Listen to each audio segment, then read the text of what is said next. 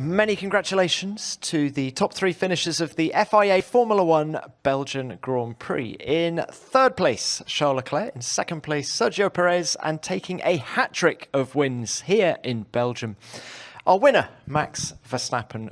Max, brilliant job by you. Your 8th win in a row, the 45th win of your Formula One career. You had to work for this one. Just talk us through the various challenges you faced out there. Yeah, lap 1, turn 1. My start was okay, but then I could see Carlos lock up, so you had to go to the inside. But then, of course, Oscar was kind of there as well. And then, yeah, they both went deep into the corner. So I knew exactly what was going to happen because I have had the same happening to me 2016, I think it was, or something. So I was like, okay, I'm going to stay out of it. I go wide. But then, of course, they had damage, and you have to wait and see what they're going to do on the exit because I could see Oscar couldn't really steer anymore. So we lost a little bit of momentum there, but luckily it was all okay. Then, of course, I also got Carlos into Leclerc. And yeah, from there on, it's basically my race started, but I was a bit unlucky. I got stuck behind Lewis because he was in the DRS of Charles, and with them having the highest top speed, Lewis, this weekend, it was just impossible to pass. So I had to wait for him to drop out of the DRS, and as soon as he didn't have DRS anymore, I could pass. And then I think 2 or 3 laps later, I could pass Charles. But with that, I think I hurt my tires a bit too much. So basically, as soon as I had my stop onto the medium, I could feel that the car was in a much better window, and I could go a lot faster. So yeah, from there that was really where it started to come alive, and really enjoyable to drive. Once I got in the lead, also I could really look after the tire as well. But then, of course, the rain started to come down, so you had to slow down quite a bit in some places. And once that cleared, we went back to a soft tire set, and again the car was well balanced, and it shows that once you're not in traffic, how much better you can be on tires. So yeah, it was again a great race. Yeah. Given that this was the first heavy fuel running you'd done of the weekend in the dry, how many unknowns were there coming into the race? There were a few unknowns. I think also the first stint probably a bit too much understand the car, trying to follow. But honestly, if I would have to do it again, I wouldn't really change a lot on the car. So I guess we nailed it pretty much. You nailed it. You took the lead on lap 17. Just what was your approach when you were sitting on the grid in terms of getting to the front? No, I mean, you just have to wait and see what happens also in front of you. I mean, once you're clear through lap 1, then basically you can just settle in and work your way forward. Now, you touched on the rain. Tell us what goes through your mind when you're sideways through Eau Rouge. Yeah, that's probably not the best place to go sideways, but luckily nothing happened. I mean, of course, also with the new like the changes through there, you have a little bit more runoff, but it's still not a nice corner to have a moment. What were you thinking? A swear word. Yeah.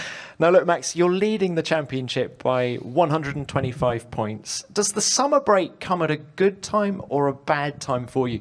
Would you rather keep the momentum going and have another race next weekend? I don't think it matters a lot, to be honest. I just want to have a nice time now, have a bit of time with family and friends, and then we'll go to Zandvoort. I mean, it's a completely different track again to Spa, but I'm expecting if we do a good job with the setup, we will be quick. All right, very well done to you. Have a good break. Thank you. Alex Callan-Lucas, Autosport. Question to Max, please. You spoke about what you were thinking when you had that moment at Eau Rouge. I wondered if you could just expand on what caused it. I know it was wet at the time, and also how you saved it. And also to both of the Red Bull drivers, were you also having to fuel save? And if so, at what point? Thanks. Yeah. I mean, it was just the rain was just moving around on the track. Like sometimes it was increasing in other places, from lap to lap. So I just got up there, and probably it just rained a bit harder when I was on the other side of the track in Eau Rouge. And I got there, and it just caught me out. It was a bit more slippery than I thought it would be. So yeah, it was. I mean, it happens. So you quickly, try to correct it. Sometimes, of course, it works. Sometimes it doesn't. Luckily, of course, and at that speed as well, you have quite a bit of downforce on the car that helps. But it was not great.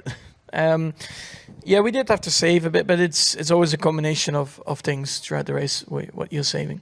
Silja Rulle, Bild, another one for Max. You had some interesting conversations with your race engineer. Could you just explain how much seriousness was in that, or how much joking around and humor was that? Probably 50-50 in the messages. I mean, I know that the team doesn't like to do another stop, but I like to mention it, so they might get a bit nervous. So, and then I like the response that no, we're not doing that today. It's fine. I mean, we know each other very well, and we have a very good relationship. Thank you. Another one. Laurent Sedmonson, ESPN. Another question to Max, and on the same subject of GP. Clearly, that's a very close relationship, as you said. How important has he been to your success, and what would happen if he was removed from, from your engineering side? Because it's clear that you two have this really good ability to talk to each other. Yeah, I mean, I think it's very important, the relationship with your race engineer.